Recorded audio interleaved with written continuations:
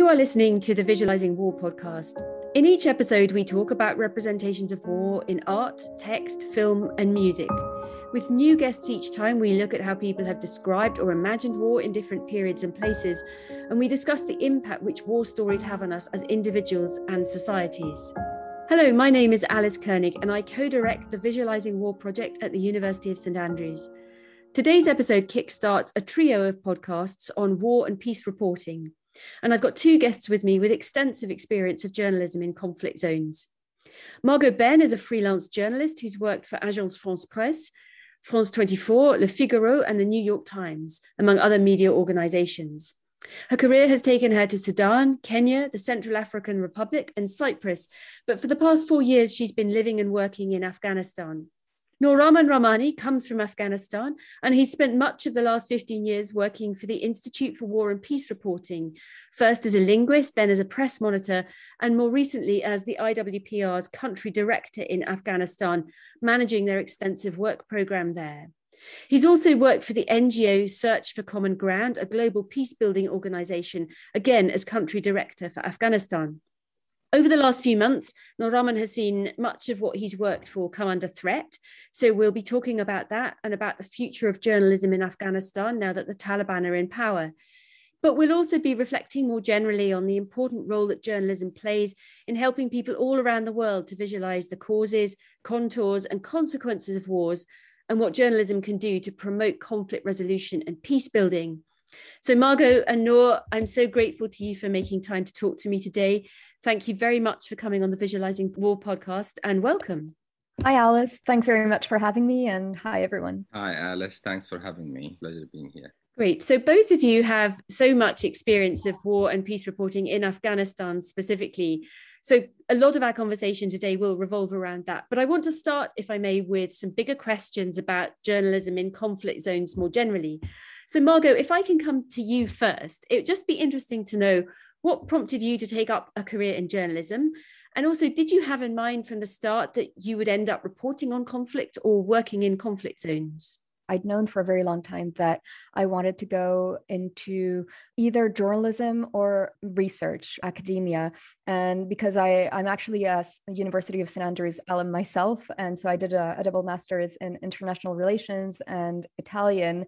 And so during my studies, I just kept focusing on conflict analysis and conflict resolution, a little bit also on corruption and organized crime, which is also why I was learning Italian incidentally. And so I kind of went back and forth. I worked for a little bit for a research NGO, but in the end, I decided to really go into journalism because I realized I just really like telling stories and writing and filming. I'm just very attracted to the freedom that comes with journalism. You can kind of shift between types of media, ways in which you tell the stories, and it's all a little bit more immediate as well. You kind of feel that you're telling things to people. You're kind of either revealing stories or describing ways of living, ways of thinking. And I like to kind of think about, the people who will be reading my articles or seeing my documentaries as I make them. And it's interesting that you pick up on this idea of telling stories, and that's what the Visualising War project is really interested in, how stories about conflict work, but also what they do to us. So, and obviously you're thinking a lot about that with thinking about your audiences. I wonder if you think that journalism has changed a lot since you started out. You obviously reflect on your role quite a lot. So it would be interesting if you could just sum up what you think the role of a journalist today is, particularly one like yourself who's reporting on aspects of civic society and international politics and conflict. Oh, yeah, for sure. I mean, when I started out, social media weren't as big as today. And so traditional media were still, seen as the main sources of news, the main providers of information. Today, this has changed a lot. There's a lot of citizen journalism going around. Some of it is actually very good, and it allows us to have, information more quickly, but then it's also extremely dangerous because the problem of fake news going around. So people on purpose or not broadcast stories or information that they've heard of that might not have been confirmed, or who actually, want to spread fake information for their own political interests or other interests. And so it's made things much more messy. And so for me, the importance of actual trained journalists today is that they are trained to do their job. They're able to cross sources. They're able to verify information because they know how to do that. They might have the correct contacts and they have the background and the training to do so. And so for me, traditional news outlets may not always be the first ones to break a story because they don't necessarily have the reporter on the ground at that specific time. They're not always able to be the quickest anymore. And that's especially true for press agencies. I worked for a few years for Agence-France-Press, the French press agency, and we had that conversation a lot where historically press agencies were supposed to be the first ones to break stories and then other media would pick up on those stories.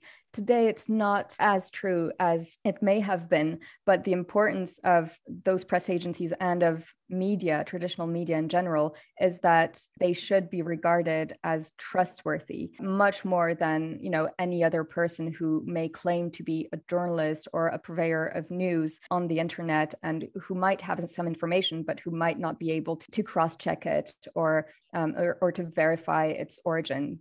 Yeah, I'm sure we'll come back to the impact that social media has had, in different parts of the world as we carry on talking today.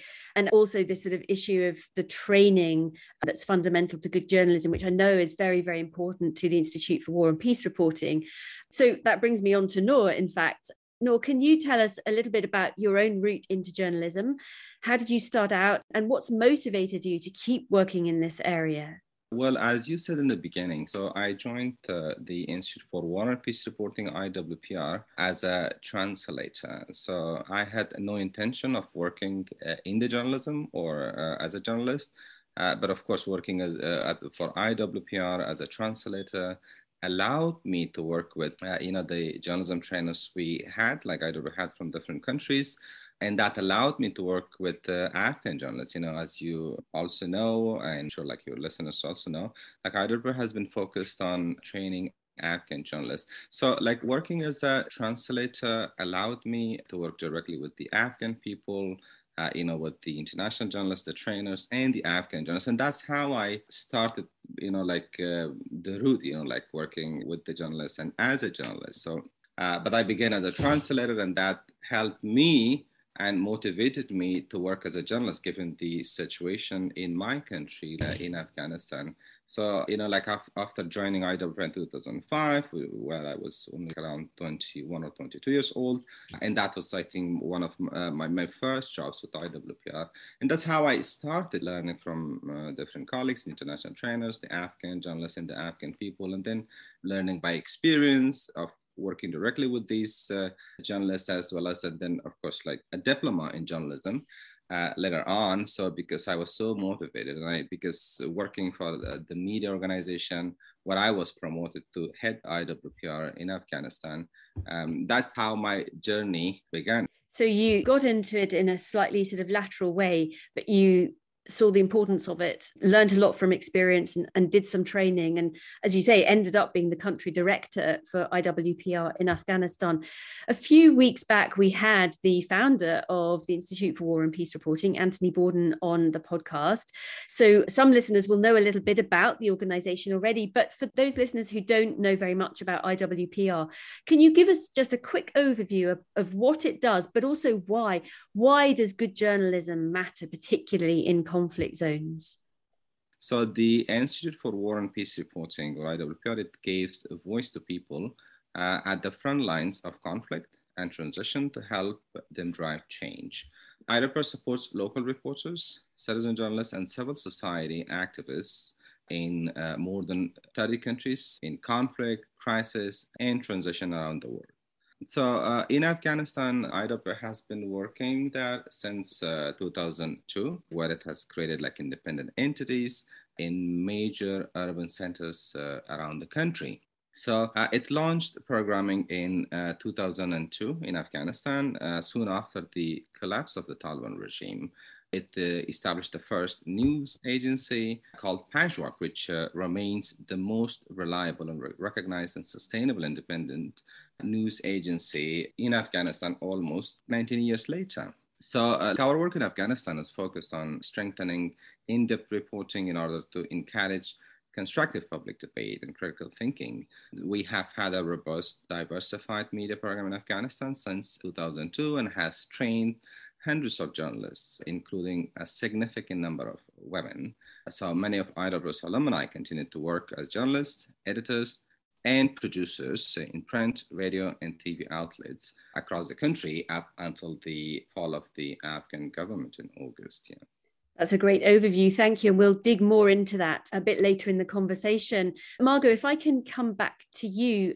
You worked in Sudan, Kenya, Central African Republic, Cyprus, covering elections, revolutions, conflicts of various sorts, and some of the ripple effects of conflict.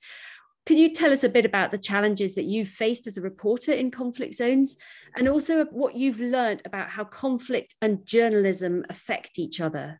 I think first, as a foreign reporter, I often find that it's extremely important to remember what you look like to the people you're meeting, what you project, and what you might represent. A lot of the conflicts that I covered, for example, were very much infused with the colonial past. And so as a French person, I'm French and Canadian, but if I was perceived as French, this often came into play, either because the French army was present in the country or because of the colonial heritage and how that may have affected certain grievances that played into the conflict, et cetera, et cetera. So for one, I always try to remember whenever I'm meeting someone, interviewing someone, or just even walking in the street, what I project. And that kind of modifies the way that I might say certain things, or I kind of remember why certain people might say certain things to me and the types of questions that I should ask and how I should ask them. So that's one thing. And then also as a foreign reporter, I do believe that we're quite privileged in the sense that we have the freedom and the luxury to have a foreign passport. And so we are able to leave the country whenever. Local journalists don't have that freedom. And so when they do reporting or they do an investigation, they put themselves in danger and they don't always have the luxury to leave, but they also put their loved ones in danger. This is true today in Afghanistan. It was true before the Taliban took over again. Also, there were a number of criminal gangs and armed groups that could retaliate, and indeed the government, members of the government that could retaliate against journalists or their families if they made reports that they weren't terribly happy with, things like that. So as a foreign reporter, obviously, sometimes, there are certain risks that are very particular to foreign reporters. I think of, risks of kidnapping, et cetera, especially in conflict zones where you have kind of a situation of a free-for-all with a lot of criminality, et cetera. But a lot of the risks, I believe, are faced by local journalists. About what you were asking about how conflict and journalism affect each other, I think that when there is an open conflict, journalism is always one of the first things to be impacted. It's always one of the institutions of civil society that is most impacted. You can have a lot of fake news going around. Journalists see their freedoms restricted. There are a lot of people kind of posing as journalists and that are partial to one party or another. You also have trained journalists who can't really do their job like they would like to do it because they face certain threats. And so it's always kind of a tricky situation where I often find that I and all of my foreign colleagues need to work alongside local producers or sometimes it's called fixers or even just translators to help us go around in the field, especially in countries where we don't speak the language fluently.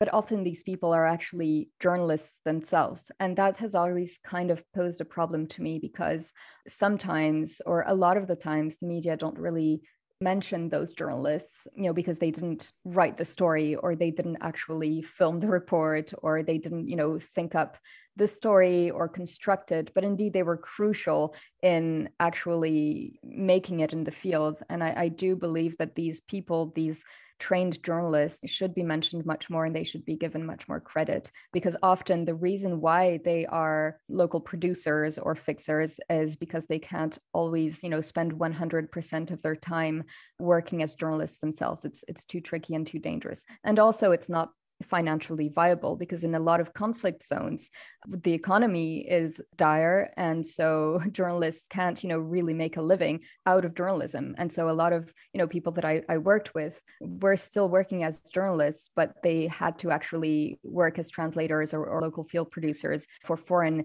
media organizations in order to actually make ends meet. So you're pulling out lots of important things there, the various impacts that conflict can have on journalism, but also this extraordinarily complex relationship between local and foreign journalists, big differences in the levels of risk that foreign and local journalists expose themselves to, but that kind of symbiotic relationship where foreign journalism is very, very difficult to do without local input. Noor, I think this might be a good moment to come back to you. Margaux's talked a little bit about the impacts that conflict can have on journalism and how it can shut it down, how it can limit it. But there are impacts the other way as well, in that journalism can impact on conflict and indeed conflict resolution. So this might be a good moment to ask you about one half, and a major, really important half of what the IWPR does, which is peace reporting.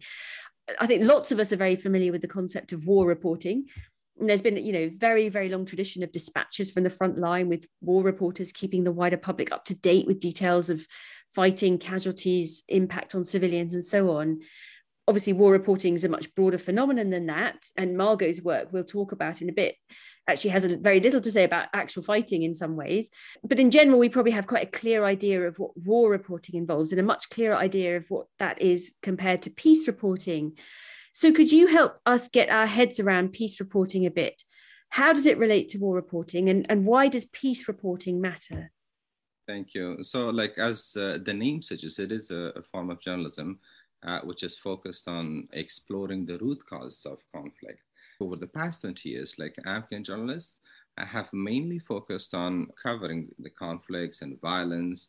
And we felt that there was a need to have journalists or to train journalists in peace reporting so they can play a role in promoting peace and reconciliation in Afghanistan. So we did try that as a pilot or parts of some of our programs and projects in Afghanistan, and I think that worked perfectly fine. And that is a need for the Afghan media and the journalists to play a role in promoting peace and reconciliation in Afghanistan. But I'm not aware of kind of work that IWPR has been doing in other countries. In Afghanistan, we did try that a little bit, and that worked fine. And I think this is a perfect moment to focus more on that. While we can keep, as you said, the conflict reporting or war reporting, and I think that's also equally important. But in the meantime, we can also have a focus on peace reporting, which has not been the focus of journalism or the kind of journalism work that has been happening in Afghanistan over the past 20 years. Absolutely. I'm sure we will come back to some of that. But yeah, so often a sort of a knee-jerk response to a conflict zone is to focus on the conflict side of things. But as you say, journalism that uncovers the root causes, that uncovers all the sort of the ripple effects, can actually end up promoting conflict resolution in really important ways. Margaux, I think that brings us neatly back to a lot of your journalism hasn't focused on war per se, on fighting, on actual conflict, but on the sort of wider social, cultural and political issues which are all impacted by, or in some cases, the drivers of conflict. So where would you say your own journalism fits on the spectrum between war and peace reporting, or are those categories not really helpful? That's a great question, actually. And, I don't really like the term war reporter. To me, it kind of makes a journalist sound like a bit of a vulture looking for any open conflict to cover, any war, almost as if, war itself were a subject the journalist would be or should be looking forward to report on. I don't look forward to reporting on active conflict. It's quite a horrible thing, and it's not something I desperately always try to cover. I have focused a lot on conflict in that I academically focused on paramilitary groups quite a lot. It's something I've researched for years, and so it's something that I do try to cover in the different places that I go to work. But I'm also very interested in the many other ways, as you mentioned, that war impacts society. And so, and there are many ways to illustrate this. You have artists resisting bans and censorship. You have sportsmen and sportswomen defying social norms and expectations or overcoming material difficulties linked to the conflict in order to practice their sport. You have, in Afghanistan, I covered antiquities smuggling, which was a really fascinating topic to cover that hadn't really been covered much before because of the violence and the open conflict going on in several provinces of Afghanistan. Archaeologists couldn't access places that they would have wanted to work in. And so because archaeologists and researchers, Afghan or foreign, couldn't actually access those areas, you had people in those areas actually excavating themselves. And then there was this whole smuggling operation going on that was that involved either, the Taliban or armed groups or criminal groups, but also just local leaders or villagers who, were trying to make money however they could. And so it was something extremely interesting to cover because it allowed to talk about the conflict that was going on, the different actors in that conflict, how that impacted people economically, and so how they had to resort to, digging the earth and then selling stuff to survive. It allowed to look at the different smuggling routes with Iran, with Pakistan. It allowed to look at the topic of corruption that went all the way up the hierarchy in the former Afghan government. And so through that story of antiquities smuggling, I was able to cover the conflict itself, but also the way in which it impacted, the people in Afghanistan and the neighboring countries. And there are many other stories that I did that allowed to talk about the conflict, but not simply by going to cover, bombings, which I also did, but there are so many other ways to talk about these things in a little bit less direct way. Yeah, you're really drawing attention to a really important thing there. And you said at the start that you like telling stories, but the kinds of stories we tell have such an impact on how we visualize war and peace and conflict generally. This artifact smuggling story that you mentioned, just one of your many pieces of work, is a really classic example of how it gets us to look at the conflict in much more depth. It gets us to look at the ripple effects much more broadly. I find it a particularly fascinating story actually to dig into because I'm an ancient historian by training. And, one of the things that, let's say, an invading Roman force would do would be to plunder a temple. So there's a very sort of direct connection between plunder, taking a culture's goods value and the military forces involved. And the story that you're telling is it's a very different kind of plundering, that's plundering by necessity, that's driven perhaps by economic deprivation, facilitated, of course, by wider conflict, and in some cases perhaps prosecuted by people directly involved, but not always. So it's a great example of this sort of broadening of our habits of visualizing a conflict. One thing that I really tried to do in my reporting in Afghanistan, and that others have tried to do as well, I'm not alone in that, is to try to defy some representations of what was going on in that conflict-ridden society. And so, for example, there are a lot of stories about women in Afghanistan, for instance, being oppressed, etc., which is true. I mean, the situation of women is extremely dire, and there's a lot to say about that. But there are ways to tell that story without always victimizing the women. There are a lot of extremely strong women in Afghanistan, not just among the elites, actually, but also among just normal women that nobody really knows about and that don't really make the news all the time. And women who are resisting in their own little ways, women who try to defy norms, who try to defy expectations, who, try to live their life as best as they can, despite those restrictions. And I really think it's important to, to tackle that topic of discrimination against women, women's rights, etc., not just by, detailing how horrible the situation is, but also by showing how certain women, and indeed many women, try to kind of extract themselves from that situation and are trying to change things at any level. It can be a very local level. It can be at the level of their family, or it can be on a on a much larger level for the women who have had the chance to go into politics and to get an education and to, maybe get the chance to advocate for women's rights on an international platform. There are so many stories to tell. You mentioned the women's BMX team. It was a mixed team. So it was girls and boys, men and women together, riding BMX and doing sports together. There are so many other stories like that as well that we can tell to talk about the conflict, to talk about the situation of women, to talk about, gender roles and how the conflict and the economic situation may impact that, how tradition may impact that, but not just by tackling the story in an always negative way or in a victimizing way for women.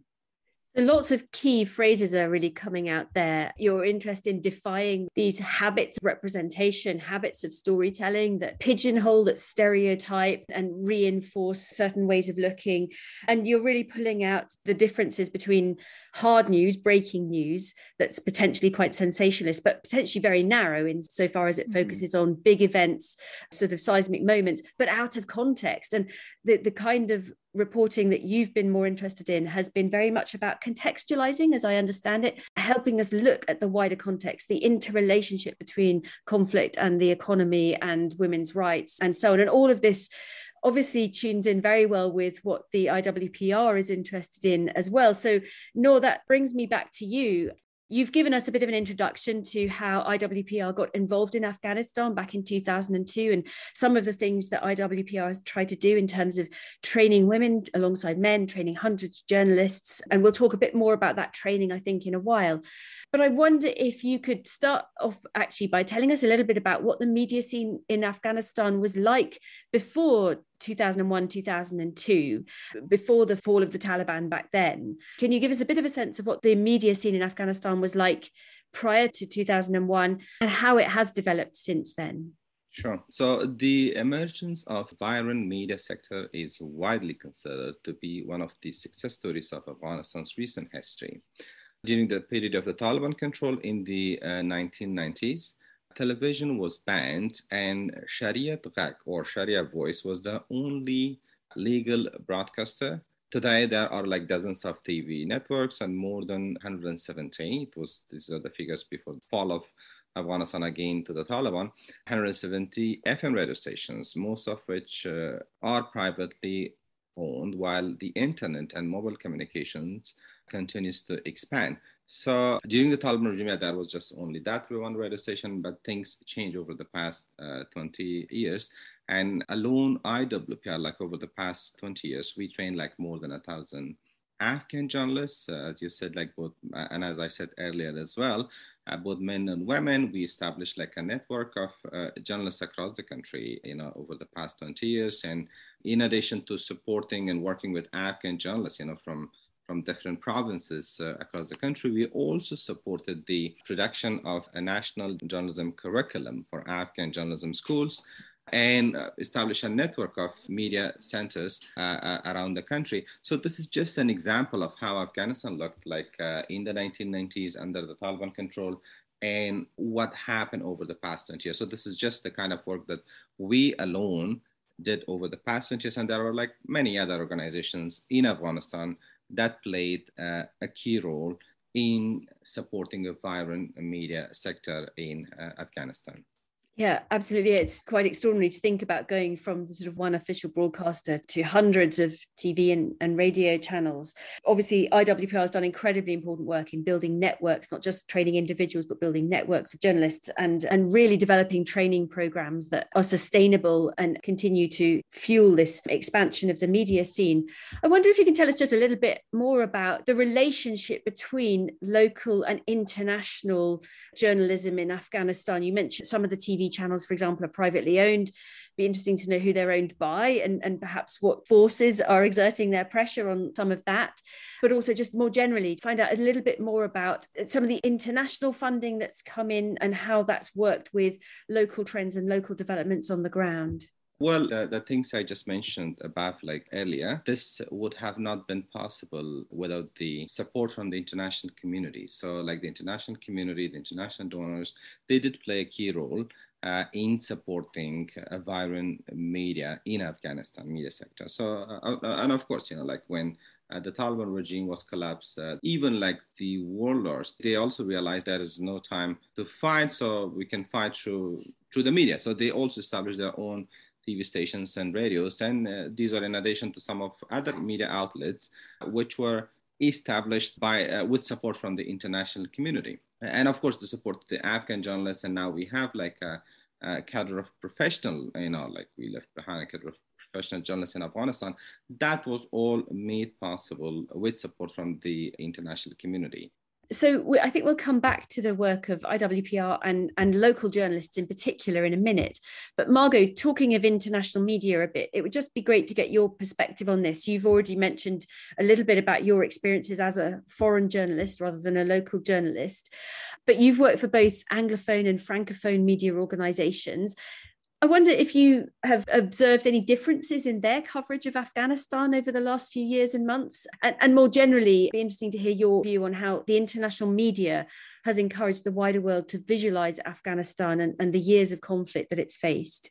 Well, actually, it's a bit funny because, well, in Afghanistan, I've mostly worked for Francophone media outlets. I've worked in English as well for France 24 as their Anglophone correspondent as well as Francophone. But generally, I mostly worked in French and for Francophone outlets. And it's quite funny because since France hasn't had troops fighting in Afghanistan in many years, and Afghanistan is not always in the headlines in France, that the vision that many editors have of Afghanistan, or even that a lot of French people have of Afghanistan, is quite frozen in time.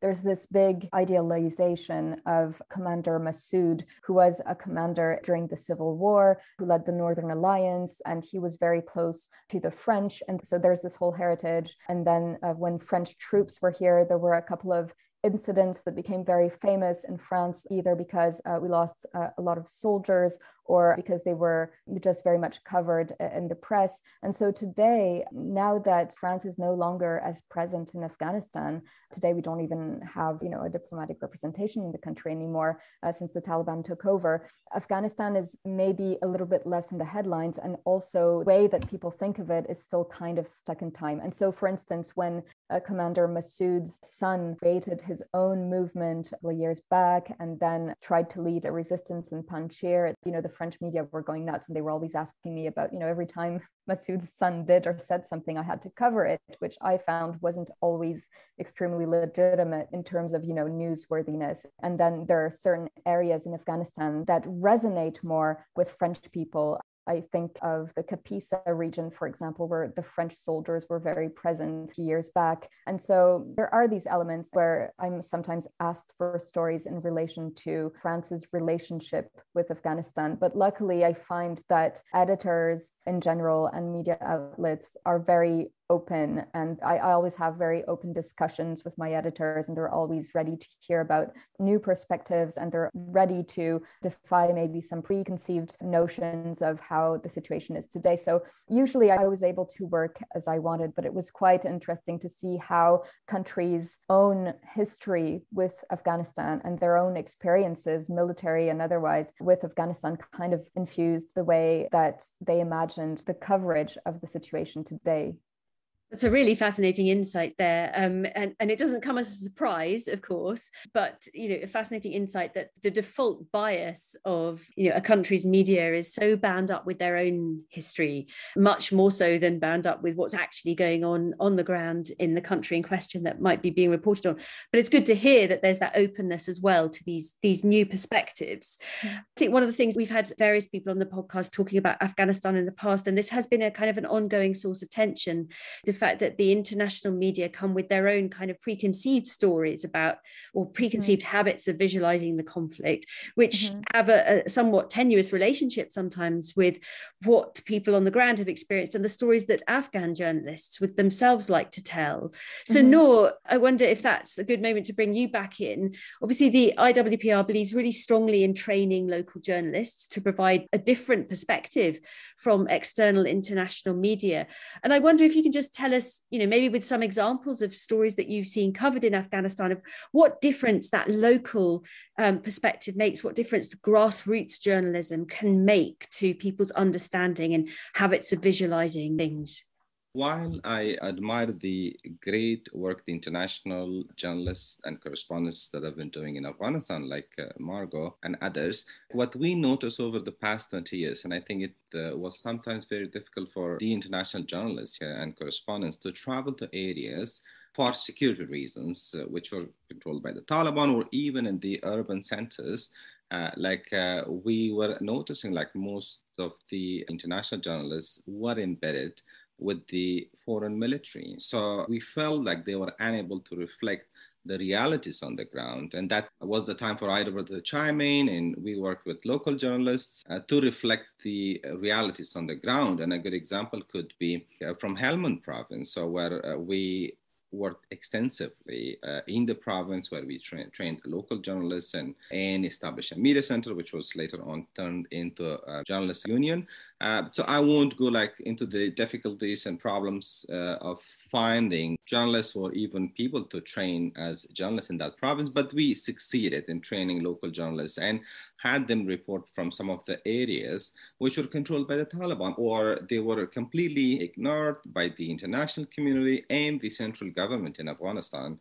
For example, Musa Kala is a large district in the southern Helmand province, where our journalists, or the journalists that we train in that province, travel to that district and report from that. So that district, which was a huge district, was abandoned by the international community and the former Afghan government for years, because nobody knew what was really happening from that district. So we trained journalists, and they were the ones who could go to that district and report on what was happening in that area. And that, of course, led to some changes. Of course, more attention was paid to that district by the international community and the Afghan government. More support was given, and they had to go there. And so this was just one example of how local journalists, the role they played.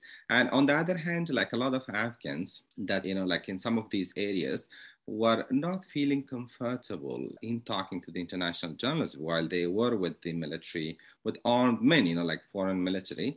So it was difficult for them, or they felt uncomfortable talking to them. And that's when we felt like something was missing.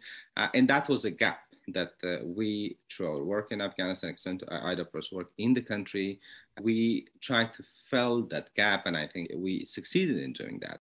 Yeah, absolutely. You're drawing attention to these gaps, these blind spots, and the valuable, very important work which the IWPR and other organisations do in helping get ordinary people's voices better heard, and parts of the country or, particular areas which haven't had enough attention. That very close relationship actually between storytelling and consequences, storytelling and impacts. The more storytelling that comes out of a region, the more a government or an international community actually addresses some of the problems that people are facing. So there are real consequences of being ignored or having your voices heard. So we've talked a little bit about what individual journalists might be trying to do and might be trying to achieve, and how they might envision their role in a conflict zone. Noor, your answer there has just got us thinking a little bit about how other people are affected by that journalism. So I wonder if we could think a bit more about that. Margaux, I know you've thought a lot and experimented quite a lot with different forms of reporting, different formats, trying to think about how far your stories can reach what readers and consumers want. So you've been doing some documentary work as well as short form and long form articles, working on a podcast. I wonder if you can tell us a little bit about that. Who can you reach with documentaries, for example, that you can't reach with a long form article, and what different impacts do these different formats have on how people understand and visualize what's going on in very complex conflict zones? Yes, indeed. That's actually the main reason why I went back to freelancing. I was working with Agence-France-Press before, the French press agency. And while I very much enjoyed that, I kind of became a little bit too aware of the fact that the format was always kind of the same, short wire stories, sometimes accompanied by very short videos.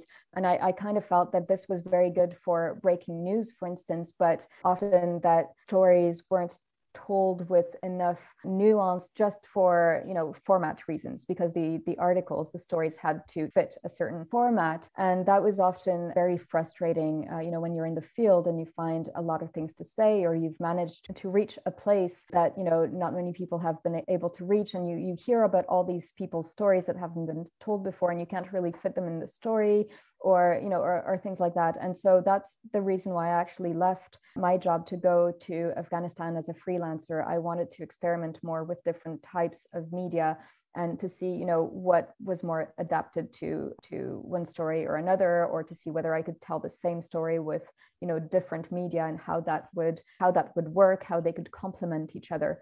And what I found was that, for one, it's very difficult to do.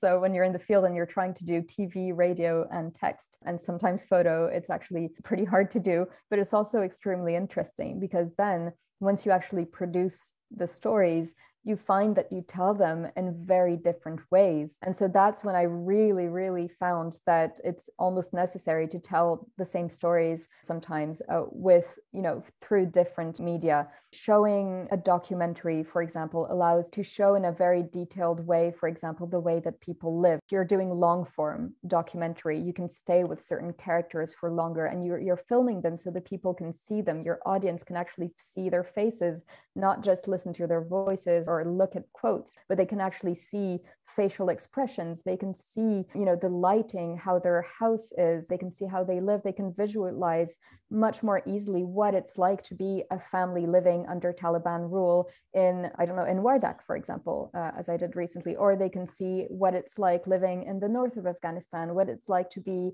a female teacher in a university, what it's like. It's a much more immediate approach. But then because you're doing long form, you don't as much have that limitation in terms of formats. You can stay with your characters longer and actually create some kind of more intimate relationship with the audience who often hasn't actually been to the country. So that I very much like.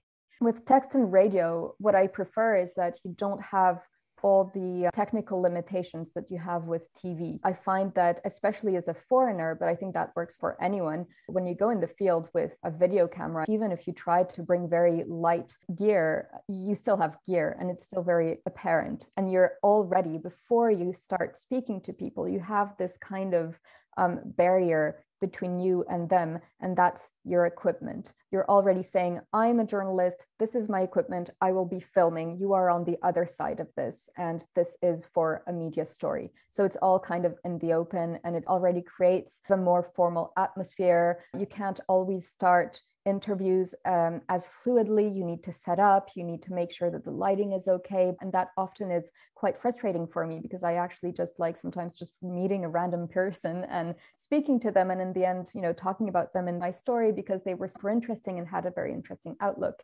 without actually setting up an interview, So what I really like with the text format and radio to some extent is that you're much less visible as a journalist and you're more of a human being speaking to another human being. The interviews can be longer, it's more fluid, it's more human.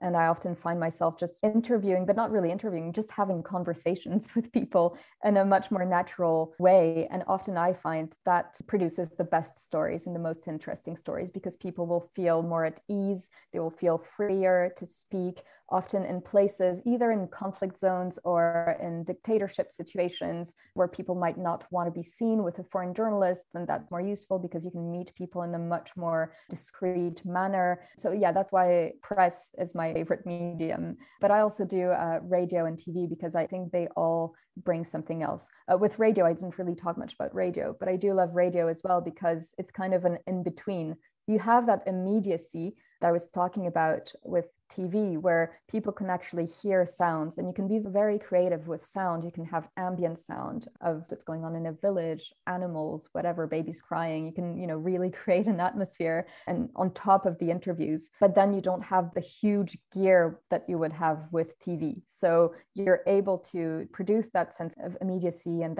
make the stories lively and relatable to an audience, but you don't have all that hectic setting up process that you would have with TV. So it comes back to this thing that the Visualising War project is really interested in, the relationship between different forms of storytelling and different ways of visualizing the world that's being told in a story. So you've drawn attention to some of the barriers, but also some of the opportunities. Particularly interested in what you said about the way in which TV and to a lesser extent radio can actually build relationships between the subject and the audience. But that gets me wondering a little bit about what different kind of audiences you can reach with different formats.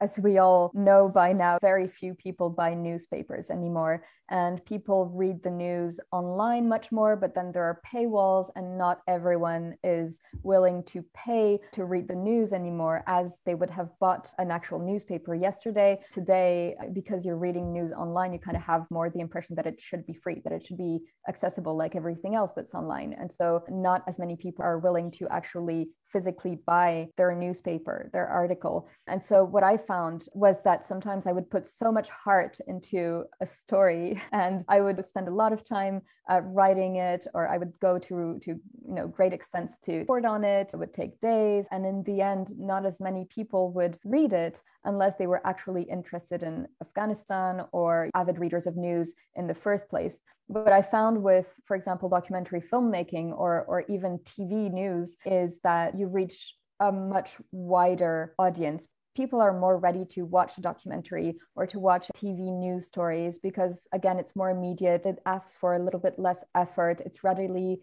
available either on YouTube or on websites or on the TV. And also there's that immediacy that I was talking about where you don't actually need to make the effort to read and to buy the article and then read it, especially if it's long and you don't have a lot of time. You can actually, sit back in your couch and decide that you'll watch a documentary. And so I find that often when I made documentaries or TV stories, they were much more picked up, even when I found that they were less good than my article versions. And that was a little bit frustrating, but then it taught me a lot about how people respond to stories and to characters and to ways that you tell them a story. And it's even if you have the impression that you're saying something super interesting, if you're not saying in an interesting way, then people won't pick up on it. Or if you're not using the correct medium and you know that not as many people will read it, then you're kind of screaming into the void, aren't you? So it's kind of this dual love-hate relationship I have with journalism, where on one hand, it allows me to very freely go to different places and report on stories. But on the other hand, I have to always remind myself that it's not just the story that's important, it's also the way that you tell it. And sometimes you have to be quite savvy in the way that you choose the medium that you're going to tell it through. Yeah, so narrative techniques and formats and formulae really do sometimes control the shape of the story as it comes out. And some of that is very much driven by consumer taste and not by the content of the story or indeed the journalist's interests and what they think is important. So as you say, it's a very, very complex, somewhat tense relationship sometimes. So it's absolutely what the Visualising More project's really interested in, all these sort of drivers that make some stories have more impact than others. Noor, on this subject, it would be interesting to know a little bit more about what kind of training IWPR offers in different media formats. And also, you've already touched on the sort of the advent of social media in Afghanistan and the way in which that can be leveraged for better or worse. Has that impacted on the kind of training which IWPR has delivered? And are some media formats defaulted to more by journalists on the ground than others? That's a very good question. So while for the international audience, like documentary videos could be more important in visualizing the everyday life of the Afghan people or the hardship that they have been going through. But specifically for the Afghan audience, particularly those in remote areas, radio is the most trusted medium due to a higher illiteracy rate and a lack of access to electricity, particularly in those rural areas. So, and that's what IWPR has also been doing in Afghanistan. So we have been training journalists in the radio reporting, writing feature reports, and of course, in-depth reporting. So since we had like a mixture for the IWPR, like reporting, we have had a mixture of the audience. So the Afghan people as well as the international community. And so for that reason, we had our reportings like the feature reports, the in-depth reporting, the text mainly in three languages, Pashto, Dari, and English. So of course, the English was for the international community to tell them what was really happening, to inform them on the ground realities. While for the local audience, like in rural areas, radio, we were mainly focusing on the radio. So we also trained like radio journalists, and we worked with radios mainly, and we partnered with radio stations across the country. So yeah, that's the most trusted medium, as I said earlier. So there is TV, as I said, like there have been like more than a dozen of TV stations, but of course, not everyone in Afghanistan has electricity to watch TV. So again, like there have been, radio has been successful, and a lot of people are listening to radio. But now, of course, we have, with the increasing number of internet users, and a lot of Afghans also they've been using, like Facebook and some social media platforms, particularly like Facebook. And they are also getting their reports via, like the social media platforms, particularly like Facebook in rural areas. So some of short clips on the Facebooks, and they have been very successful because they do not have a very fast internet to load heavy videos. So again, radio is the most trusted medium, and IWPR has been training Afghan journalists in all of these mediums.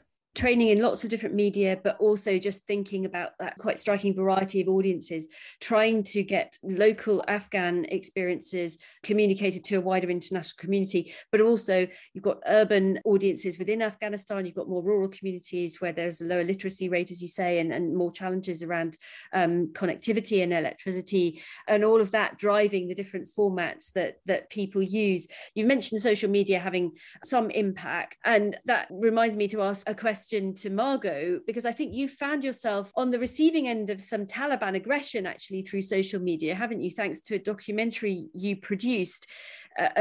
We've heard from another podcast guest who was talking a lot about the digital revolution and its impacts on the civil war in Syria, and the way in which social media was being kind of harnessed and leveraged by all sorts of different players to promote their particular side of the conflict.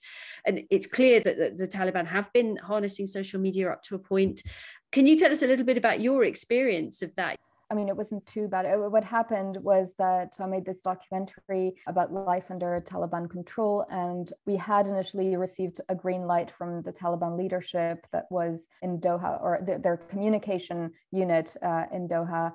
And then they revoked that at the last minute. And so the way that we went to report is that we got a go-ahead from a couple of local commanders. And so these commanders on the field didn't have the okay from their leadership. And so we made these reports. And in the report, there were a couple of instances where one commander, for instance, said that the first thing that the Taliban did when they took a village was to close the government-run schools and then to replace them with madrasas and with their own curriculum. He was very open about it. There were a couple of other instances where a commander or someone said something that kind of contravened the kind of communication campaign that the Taliban were taking much care to broadcast. And I mean, in the past years, the Taliban have taken great care, to broadcast a much more, I guess, likable or modernized image. And this was especially true in the context of their negotiations with the US. And so they weren't terribly happy when they saw, well, first that we had been to those areas without their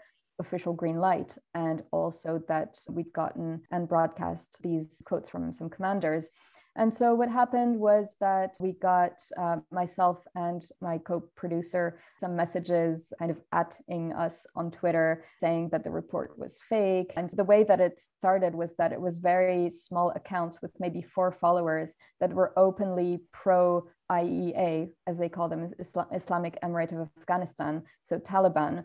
They were pro-Taliban accounts with little emojis that went in that sense, and they said in their bios that they were in favor of Taliban, etc. And they were either trolls or, I don't know, fake accounts, or perhaps even some real people, but that weren't making it a secret that they were pro-Taliban, and so saying that it was fake and that the Taliban weren't like that. And so I wasn't terribly worried at first, because these accounts were obviously not very influential at all, and they supported the Taliban, but then their tweets got picked up. And so there was this thing going around about, I don't know, the commanders not saying these things, or the report like being fake and stuff. And that, to me, it was pretty terrifying, because I'm not big about social media. I don't go on Twitter rants. I don't go around giving my opinion that much, even if I've been, working in Afghanistan and living in Afghanistan for a while. I don't consider myself an expert. And so I don't go around, tweeting all the time or anything. And I'm quite old school. And so the fact that this Twitter storm happened and that these tweets got picked up by much more influential accounts, that pretty much terrified me. And so I had to go back, even though I had already done it, but I had to show that I went back to double, triple, quadruple check the sources. I checked with the Afghan security forces, intelligence, that the commander was indeed who he said he was. And so I had to show and reprove that I had interviewed the correct people. I knew I had, but it was just when you're caught in that storm, you kind of have to prove your point. I don't know, it just eventually died down. And the way that it died down is that I didn't take it publicly, but I wrote personally to a couple of the people who attacked me, especially those bigger accounts, first proving to them that they hadn't actually seen my report, and they actually said they hadn't. And secondly, that they were, not even aware of where I had filmed it. They thought it was another province. And also kind of proving point by point that I was actually sure of what I had filmed and who I had filmed. And so in the end, they pretty much realized I guess that they were wrong and it all died down. But this all kind of taught me that if you're not a very influential Twitter user, and that's my case, you can very easily get on the receiving end of a lot of attack, and you're just some random freelance journalist with not a very big Twitter presence. If I hadn't actually gone to speak privately to those people to tell them, look, you don't even know what you're saying and you haven't even watched my report, I don't know what would have happened, because they were much more influential on Twitter than I was. And so that was kind of a moment when I realized that in that world, it doesn't really matter who's right and who's wrong. You can be a trained journalist. I've been a journalist for the past 10 years. I've studied armed conflict, I've studied Afghanistan, I've been living in the country, etc. And I'm serious about double and triple checking my sources. And yet the fact that I'm a trained journalist, if I'm attacked by a Twitter user with more followers and that is more influential in that world, then I can very easily be discredited and my work can be discredited. Luckily, it wasn't really my case, because I'm not influential or famous or in any way. But if I had been more present on Twitter, I think it could have damaged my reputation a lot. Yeah, it is scary, isn't it, to think how, a single Twitter user or a handful of Twitter users can discredit a journalist, but also change the story, and on the basis of no research or particular knowledge. So, Noor, we've heard a little bit about Margaux from some of the intimidation that she as a foreign journalist has experienced. But of course, she earlier on in the conversation said that as a foreign journalist, she has always got an exit route. She's got a passport, and that's not true of local journalists. So I wonder if you can tell us a little bit about what Afghan journalists are facing right now and what's happening more generally to the media in Afghanistan since the Taliban took power in August.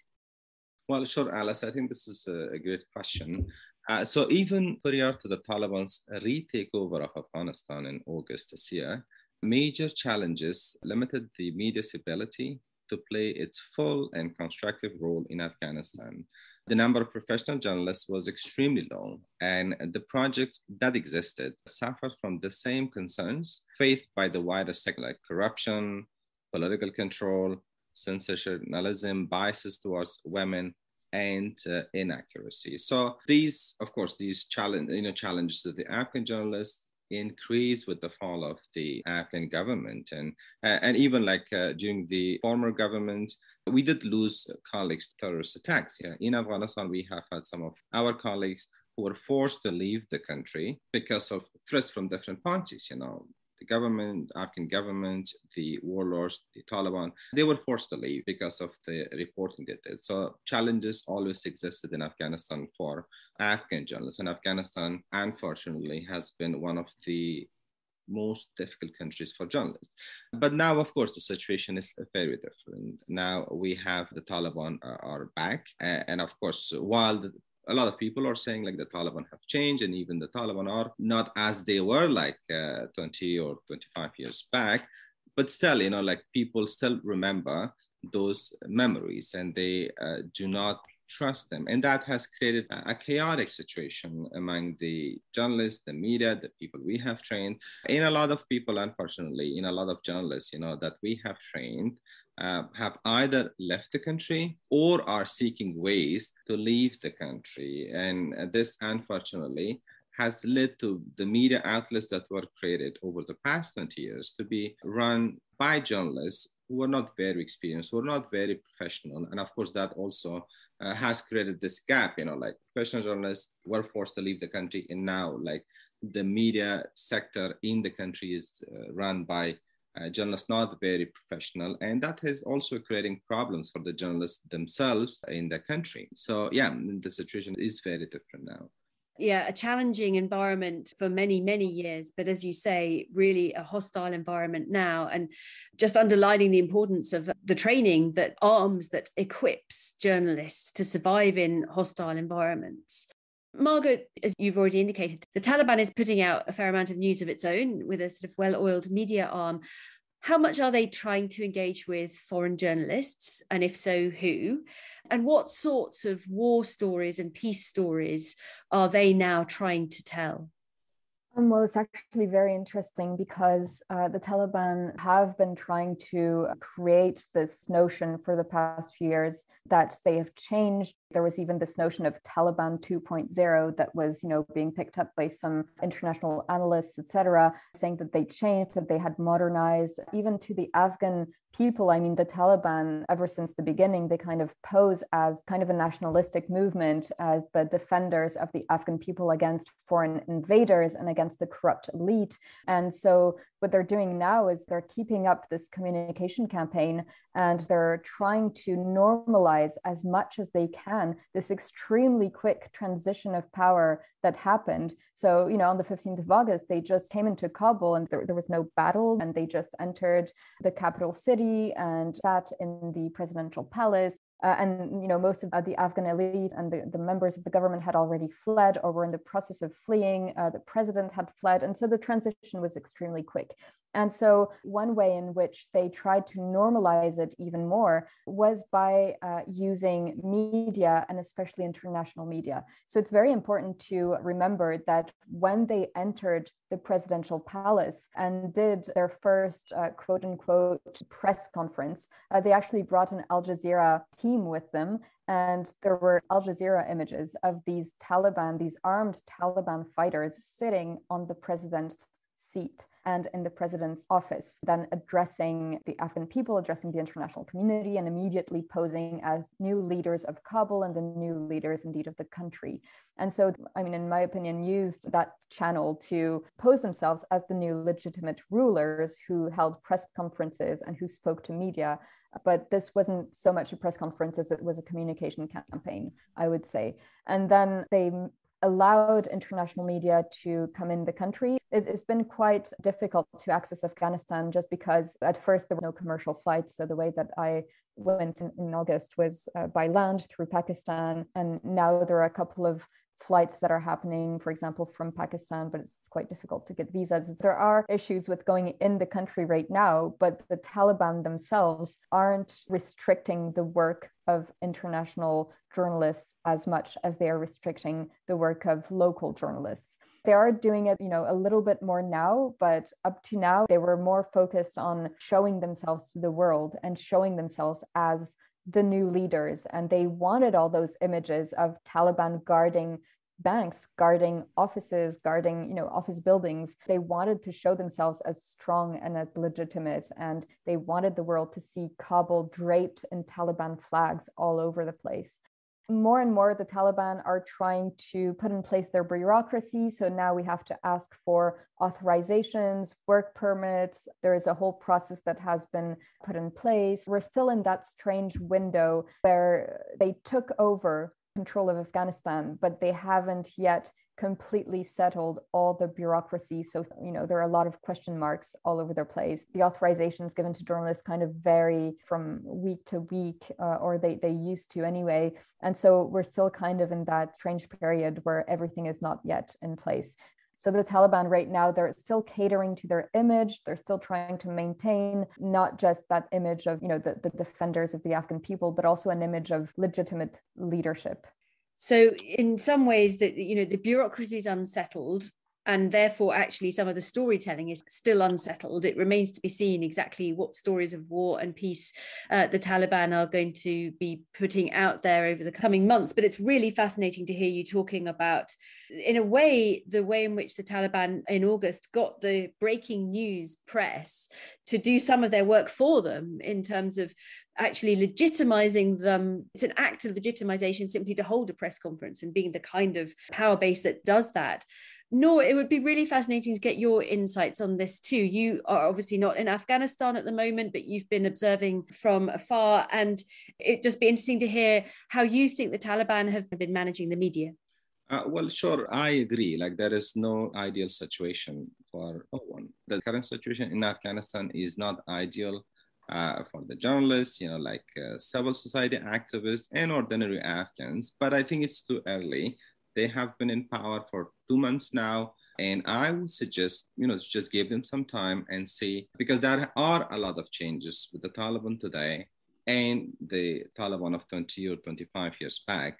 Afghanistan has also changed significantly, because the way Afghanistan that the Taliban ruled in the 1990s is now very different. And I think the Taliban are or will need to adapt to a new Afghanistan. So I personally believe that the international community should engage with the Taliban, because the strategy of not engaging with the Taliban, like that did not work in the past. And unfortunately, we all paid the highest price for that. The Afghan paid the highest price, and of course, the international community and the 9/11, all those things, happened.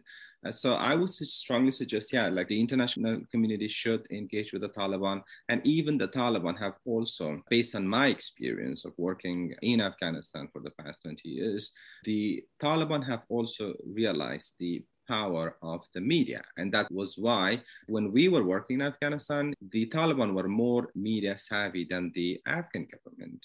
While Afghan government was receiving all the support, they had, like the sharing information, rights and stuff like that. But the Taliban were still more media savvy. They wanted to have their say. And we have had a lot of examples of how they work with the journalists, and they were very quick in responding. So they know the power of the media. And I'm sure there will be way for the media organizations to work. And of course, that's also something that we will be, IWPR will be considering. That is a way. And of course, when we say engaging with the Taliban, and of course, the international organizations, the international community should engage, and the media should also continue to play its role. So I'm sure the current situation is not ideal for no one. So I think there are ways to engage with the Taliban, and I think there is a need to engage with them. So the Afghan population is not punished. Yeah. So it's a period of transition, but engagement is something that's a matter of necessity, but also, as you see it, an opportunity to leverage the fact that the Taliban are very media savvy as a way of ensuring that there is an ongoing relationship, and perhaps a sort of a growing relationship between Taliban and all sorts of different media organizations. And you've drawn attention there to, again, the sort of the vital role that organizations like IWPR play in ensuring that journalists are very professionally trained and able to secure their own safety and operate in safe ways. So would you say that you feel optimistic about the role that journalists can play, and about optimistic as you look towards peace reporting and journalism that might work towards conflict resolution in the coming months and years? Well, I think now that the armed conflict and violence has ended, or in other words, it's not in the scale as it was a few years back.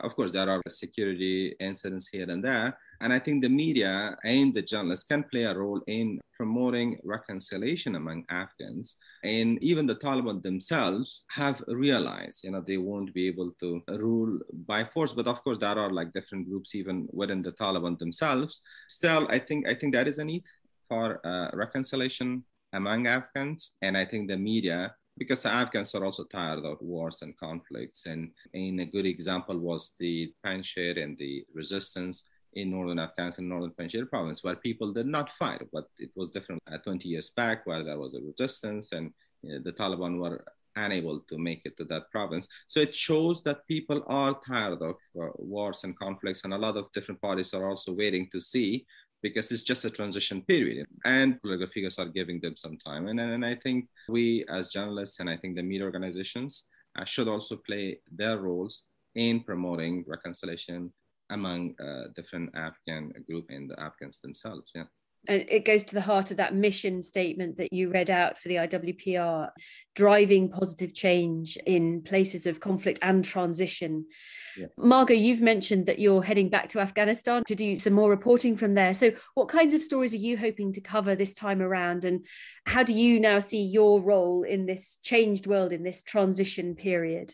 The stories I would like to report on, there are very many. I think something that should definitely not be overlooked is the terrible economic situation in Afghanistan currently. And there's a lot of talk about, the Taliban takeover and what that means. But right now, the daily life of many Afghans revolves around that economic situation. Taliban can't access the coffers of the central bank. There is no money going around in Afghanistan. So many businesses are collapsing. Many people aren't receiving salaries. There are many people who used to work for the government or for NGOs that received funding from foreign organizations that can't work anymore, or who work without receiving salaries. And that's a huge problem, because often in Afghan families, there's one or two people that work, often men. And then for one person who loses his or her job, or who doesn't receive a salary, it's a whole family that can't be fed and that can't live as it used to live. And it's a whole family who can't live in their house anymore because they can't pay for rent. So it has a whole bunch of ramifications that shouldn't be forgotten. And so that's one thing that I would really like to cover. And then there's also the topic of the Islamic State group, because even though the Taliban are now in power, they've defeated foreign armies, as they like to put it, and they now govern Afghanistan, or try to. There are still, other armed groups in the country, and among which the Islamic State group, which continues to lead, or at least to claim, attacks, including in major urban centers. And this has been the case very recently. And so that's one thing I would like to look into, whether former Taliban members who aren't receiving the jobs that they thought they were going to receive after the victory, or whose situation is not as good as what they thought that it would be once they've reached Kabul, for instance, whether they're turning to other armed groups, whether they're defecting, and whether the Islamic State is using that opportunity to recruit. I'd like to look at how all this plays into, power dynamics within the Taliban. There's a lot of things to cover, but the way that I would like to cover it, ideally, would be through stories of people. There have been a lot of editorials, op-eds, analysis written about Afghanistan. A lot of it is very good, an excellent way to kind of try to comprehend what's happening in the country in a more analytical manner. But I think the best way to understand what's happening in Afghanistan today is to tell the stories of the people that all of this is actually happening to. And the only way to do this is to actually go on the ground and talk about, what's happening to this family, to that family, what has happened in that village, how many people aren't receiving their salaries, what is the implication of this, how has the very bad economy impacted the lives of Taliban fighters, of civilians, how is this impacting the new government. And there are a lot of stories, I think, to tell about resistance, also about the way in which people, and especially women, try to resist the new laws that are being imposed on them, how they're trying to circumvent certain laws, how they're trying to keep studying if they're not allowed to study, how they're trying to keep promoting women's rights or their rights despite, the risk of being arrested, the risk of being tortured. There's a lot to be said about the way in which Afghans are responding to the current situation. That's what I hope to do.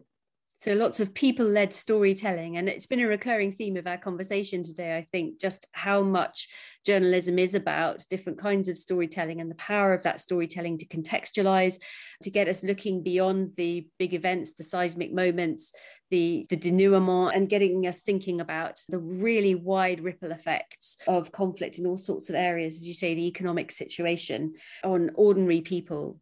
Noor, it would be good also to hear about your future plans. Are you planning to continue working in journalism? And if so, what do you want your focus to be? Because we are going through this transition, and this transition is impacted. Definitely, I will return, and even IWPR, we are exploring different ways on how we can re-engage with Afghans, how we can go back into that country to play the important role that we played over the past 20 years in Afghanistan. So we are, as I said, exploring different ways, because we're going through a transition. And the journalists that we trained, and some of my former colleagues that we were counting on, either left the country or leaving the country. I'm hearing some are now based in the UK, some are in Mexico, some are in the United States. I think we do need, while we are exploring different ways of, re-engaging with Afghans, I think we need time to see who is where and what resources we have, because the resources that we were counting on, the journalists we trained, our former colleagues, they are leaving the country. So yes, definitely I'll be returning to the field, but I think we need some time to see how and when we can return and to continue the work that we have been doing in Afghanistan for the past 20 years or so. Mm-hmm. So it's a case of lots of patience and reflection And as you say, not counting on the resources that you've had in the past, but working your way through this new scenario and this probably very long period of transition. But it's great to hear that you have firm plans to go back to Afghanistan with IWPR and continue doing that very important work that's had such an impact over the last 20 years and doubtless has a huge impact still to come. Noor and Margaux, you've given us some really fascinating insights today into the complex relationship between journalism and conflict resolution, the way in which journalism can really shape our views of war and indeed peace, but also help to engender conflict resolution, peace building, and so on. So it's been really fantastic talking to you. I'm very grateful to you for the time you've taken today. Thank you. Thanks, Alice. Thank you, Alice. And thank you also to you, our listeners, for joining us again. Please do tune in again next week when we'll be staying with journalism, but focusing on conflict photography as an aspect of war and peace reporting. My guest will be award-winning photojournalist Peter van Achtmael, who has spent over 2 decades documenting the wars that the US has been involved in, particularly Iraq and Afghanistan. He's very interested in unpicking the dominant narratives about those wars and about military culture as well. And like my guests today, he's really keen to shine a light on less visible aspects, photographing some of the unseen drivers of conflict, as well as its many, many different impacts on ordinary people. His photography really is mind-blowing. It has the potential to change how people visualize war very profoundly. So I hope you can join us for what promises to be another fascinating discussion. If you'd like to support our project, please share and subscribe to the show on Apple Podcasts, Spotify, or whatever platform you use so you don't miss an episode. And please do leave us a rating and review on Apple Podcast. It really helps people find the show. If you'd like to join the conversation further, you can follow us on social media. Just search for Visualising War or get in touch directly by emailing us at viswar@standrews.ac.uk. Our theme music was composed by Jonathan Young. The show was mixed by Zafir Gertin. Thank you very much for listening.